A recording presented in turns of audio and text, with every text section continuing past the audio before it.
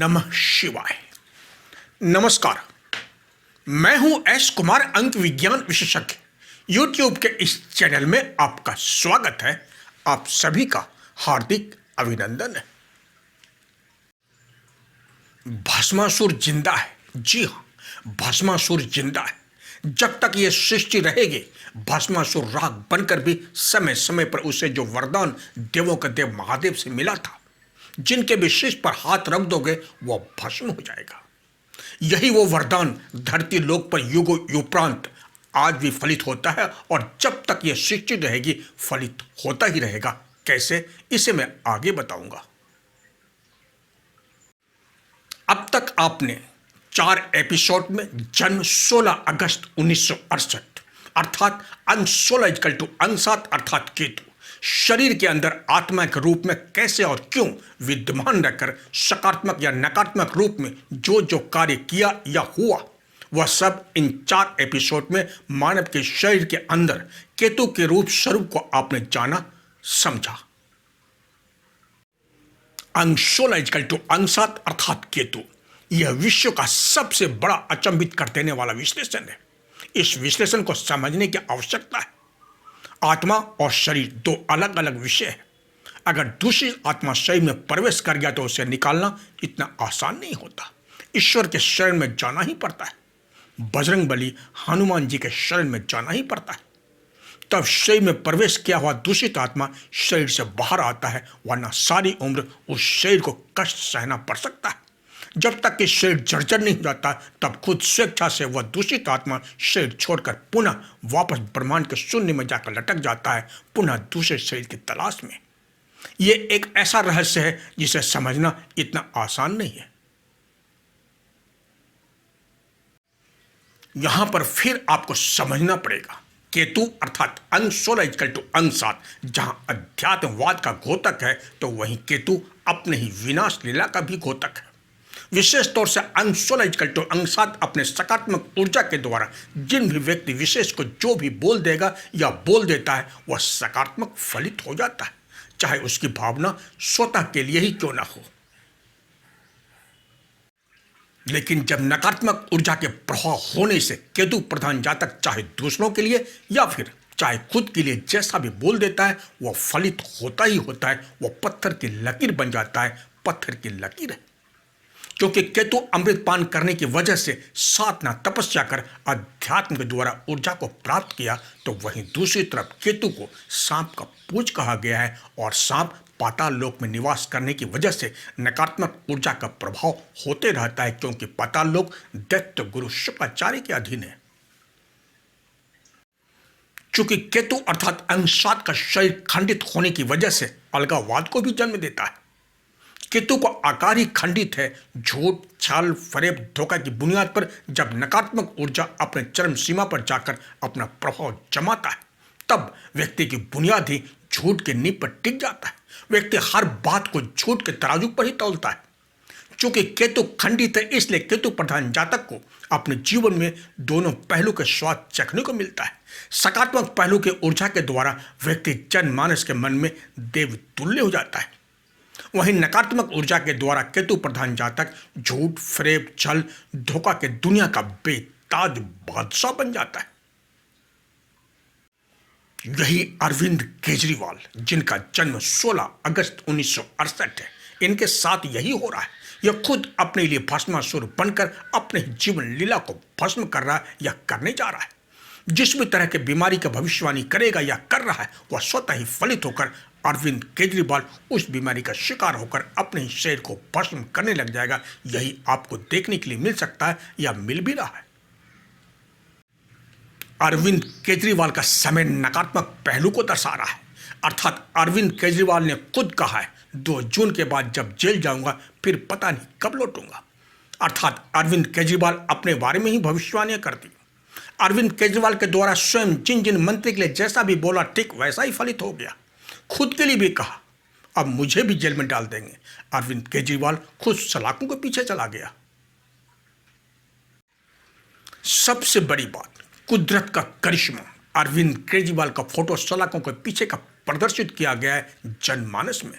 इससे यह सिद्ध हो रहा है खुद के लिए खुद का ही भविष्यवाणी सिद्ध हो रहा है, क्योंकि खुद सलाखों के पीछे अपने आप को कैद कर लिया है। अंग 16 इक्वल टू अंग 7 अर्थात केतु की आत्मा सह शरीर खुद सलाखों के पीछे चला गया है। 16 अगस्त 1968 अर्थात महीने का अंक 8 तथा वर्ष 2024 इक्वल टू अंक 26 इक्वल टू अंक 8 अर्थात न्याय प्रक्रिया को बेशक भ्रम के जाल में फंसाकर बरी हो गया या बरी होने का षड्यंत्र का खेल खेला या खेल करेगा। इनके पैरवी करने वाले गिद्धराज की अब दलीलें चलने वाली नहीं, क्योंकि गिद्धराज हो या फिर केतु की सवारी चिलराज हो, सब असहाय हो गया। गिद्धराज तो पर्वत की ऊंची चोटी पर पहुंच गया अपने आप को पुनः ऊर्जावान बनाने के लिए, वहीं चिलराज में इतना दम नहीं उनके दलीलों में। जितने भी अंग 16 इक्वल टू अंग 7 अर्थात केतु के पक्ष में दलीलें बेशक थे, सभी दलीलें व्यर्थ होता चला जाएगा, क्योंकि अरविंद केजरीवाल का शरीर तथा अरविंद केजरीवाल की आत्मा केतु स्वयं अपने आप को उस काल कोठरी में समर्पित कर दिया है जहां स्वयं द्वापर युग में श्री हरि विष्णु जी का जन्म श्री कृष्ण के रूप में कंस के काल कोठरी में हुआ था। अंतर सिर्फ यही है, कंस के काल कोठरी में श्री हरि विष्णु जी का जन्म या अवतार तब हुआ जब कंस के दुराचार से प्रजा त्राहिमाम कर रही थी। अरविंद केजरीवाल या अरविंद केजरीवाल की आत्मा उस काल कोठरी में तब कैद हुआ जब केजरीवाल के षड्यंत्र का घड़ा भर गया। यही इंसाफ है श्री हरि विष्णु जी के सुदर्शन चक्र के प्रभाव की ऊर्जा का, जिसके द्वारा केतु की आत्मा अर्थात केतु की छाया को हवा के प्रभाव को कैद करने के लिए सुदर्शन चक्र के अति वेग से बनने वाले हवा के प्रवाह के रफ्तार के वेग के द्वारा केतु की आत्मा को चारों तरफ से घेर कर कैद खाने में लाकर कैदी की तरह कैद खाने में कैद कर दिया। अब केतु की आत्मा अर्थात अंग 16 इक्वल टू अंग 7 अर्थात अरविंद केजरीवाल के शरीर की ऊर्जा क्षीण हो गई है। अब इनके पास किसी भी तरह के ऊर्जा का प्रभाव है ही नहीं, ऊर्जा शक्तिहीन हो गया है, विलीन हो गया है।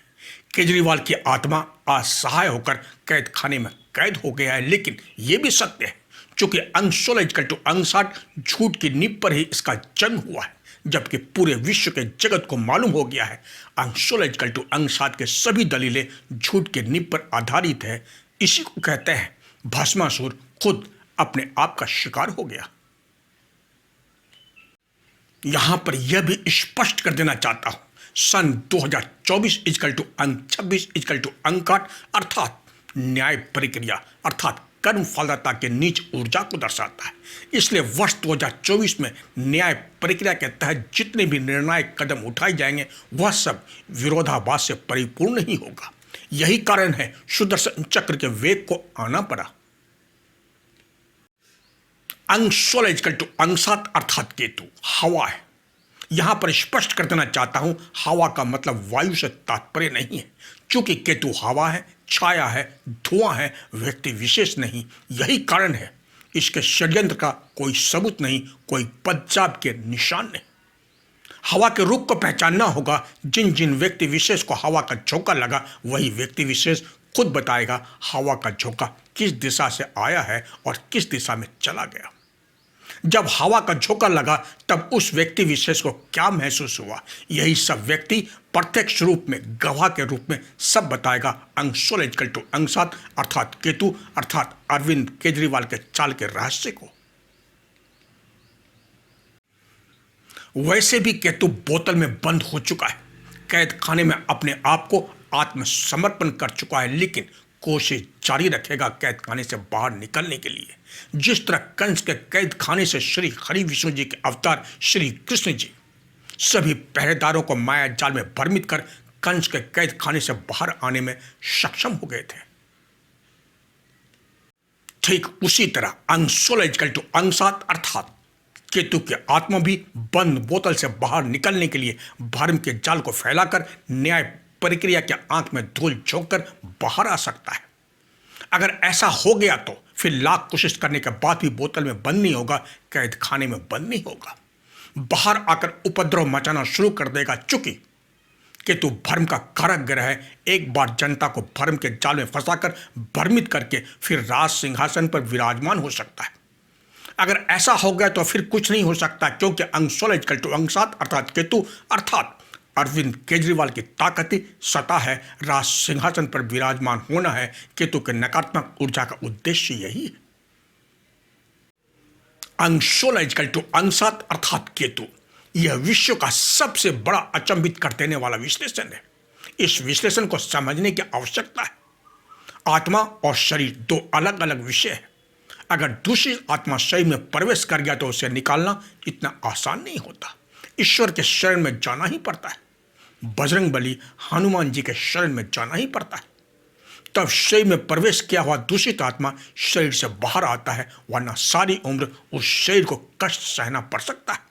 जब तक कि शरीर जर्जर नहीं हो जाता, तब खुद स्वेच्छा से वह दूषित आत्मा शरीर छोड़कर पुनः वापस ब्रह्मांड के शून्य में जाकर लटक जाता है, पुनः दूसरे शरीर की तलाश में। यह एक ऐसा रहस्य है जिसे समझना इतना आसान नहीं है। तो इस भाग में इतना ही। अगले वीडियो के माध्यम से बताने जा रहा हूं क्या योगी आदित्यनाथ जी देश के अगले प्रधानमंत्री के रूप में सत्ता का कार्यभार संभाल सकते हैं।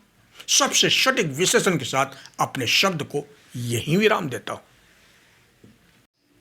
अब तक आपने मेरे चैनल को सब्सक्राइब नहीं किए हैं तो इसे जरूर करें तथा बेल आइकन को जरूर दबाएं, ताकि जब भी नया वीडियो अपलोड होगा इसकी जानकारी आपको पहले मिल जाएगी। एवं लाइक, शेयर तथा कमेंट बॉक्स में जाकर कमेंट जरूर करें। तो इसी के साथ आप स्वस्थ रहें, मस्त रहें, सदा खुश रहें, अपने आसपास सफाई का ध्यान जरूर रखें। अगर आपको व्यक्तिगत जानकारी चाहिए तो आप मेरे मोबाइल नंबर पर संपर्क कर अपॉइंटमेंट ले सकते हैं।